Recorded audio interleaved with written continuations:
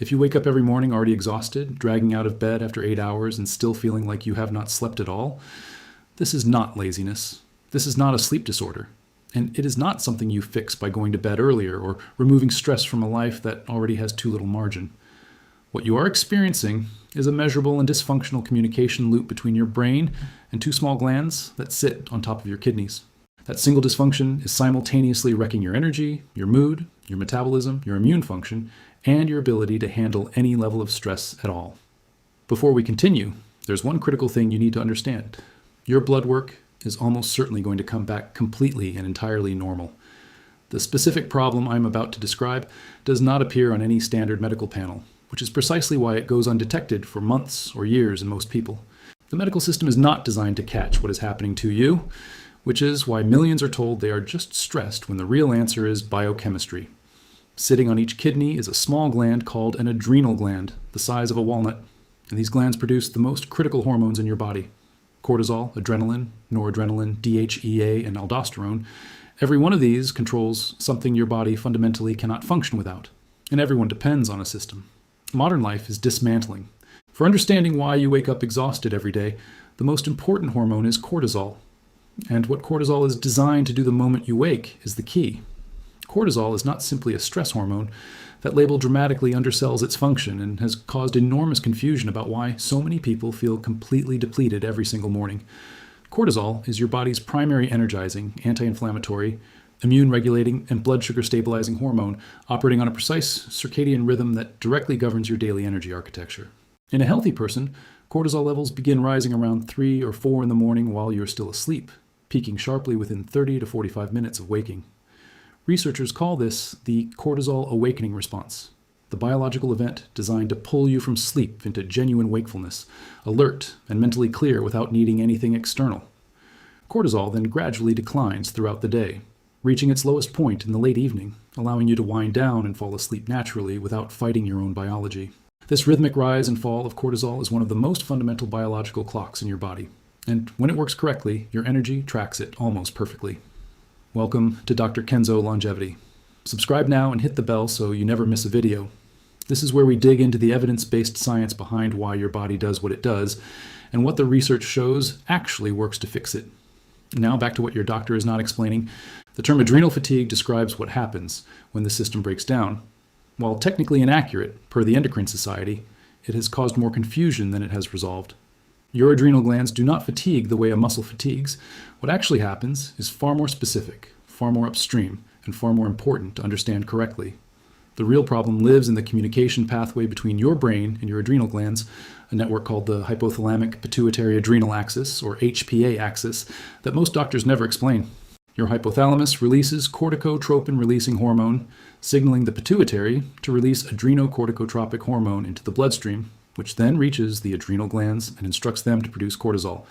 This feedback loop completes every 3 to 6 seconds under normal conditions, constantly and precisely adjusting cortisol output to match your body's moment-to-moment energy and stress demands.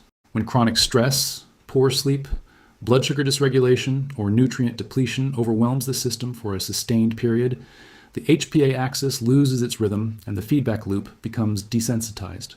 The pituitary stops sending sharp morning signals, the adrenal glands stop producing that robust cortisol peak, and you wake up with a level that is flat and functionally inadequate.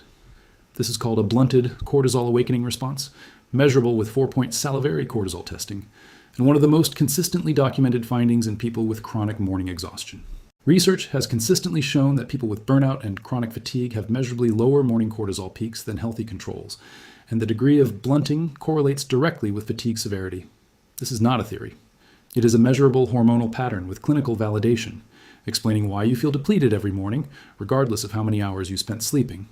I have spent months compiling everything the research documents on this specific pattern, with full citations and clinical references, into one structured and accessible place. All of it is in the Dr. Kenzo Longevity Complete Protocol, the precise morning cortisol rehabilitation protocol, light timing, meal composition, and full supplement stack at the exact doses and timing used in peer-reviewed clinical research.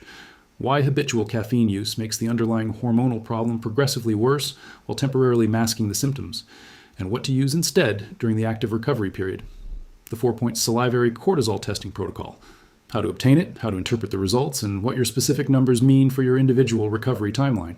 The complete adaptogen stack with clinical evidence specifically targeting the blunted cortisol awakening response, with precise doses and the critical difference between morning and evening use, plus complete protocols for sleep architecture repair, blood sugar stabilization, and the specific lifestyle factors the research identifies as the highest impact cortisol robbers you are likely doing daily. Over 7 guides, 400 pages, 250 cited studies. In one place, first link in the description, below this video. Stay here. The video is just getting started. Because what comes next is the part that finally makes everything make sense. The specific self-reinforcing biological loop that has been quietly keeping you trapped. Here is what makes this situation particularly difficult to escape without deliberate intervention, and why simply sleeping more or reducing general stress does not break the cycle on its own. The very lifestyle forces that initially drive HPA axis dysregulation are worsened by that dysregulation itself, creating a self-reinforcing downward spiral that does not resolve without deliberately targeting specific links. When morning cortisol is insufficient, blood sugar is poorly regulated in the first hours of the day, producing the shaky, foggy, irritable morning state that drives most people toward caffeine. That caffeine temporarily compensates for the cortisol deficit by stimulating cortisol production, meaning every single morning you reach for coffee, you are borrowing from an already depleted system. Every time you use caffeine to manufacture energy, your adrenal system should produce naturally. You add another demand signal to a feedback loop that is already struggling to respond. Over months and years, the debt accumulates, the crash gets deeper, fatigue becomes harder to override, and the caffeine required just to reach a baseline level of function keeps increasing. If you have made it this far, you already understand more about what is happening in your body than most people learn from any number of standard medical appointments. Subscribe and share this with someone who has been told they are just tired or stressed, when the real answer has been sitting in their own biochemistry the entire time. Everything the research documents on this, compiled with full citations, is in the Dr. Kenzo Longevity Complete Protocol. First link in the description. Stay with me, because now we get into the specific interventions and exactly what the research shows actually works to rebuild the system. At the same time, HPA axis dysregulation progressively impairs sleep quality in a way that creates a second self-reinforcing loop running parallel to and compounding the caffeine loop. When the cortisol rhythm is inverted or flattened, cortisol that should be low in the evening stays elevated, impairing your ability to fall asleep and reach deep restorative sleep stages. Even when you log 8 hours, you're not getting biologically restorative sleep. You wake unrefreshed because the sleep itself is biochemically shallow, regardless of how long it lasted. Poor sleep drives further HPA axis dysregulation, which drives further fatigue, which drives more caffeine dependence, which drives worse sleep, a compounding cycle with no natural exit. Understanding this cycle is what makes the solution clear. Every effective intervention targets one or more specific links in that chain, rather than treating fatigue as a single symptom.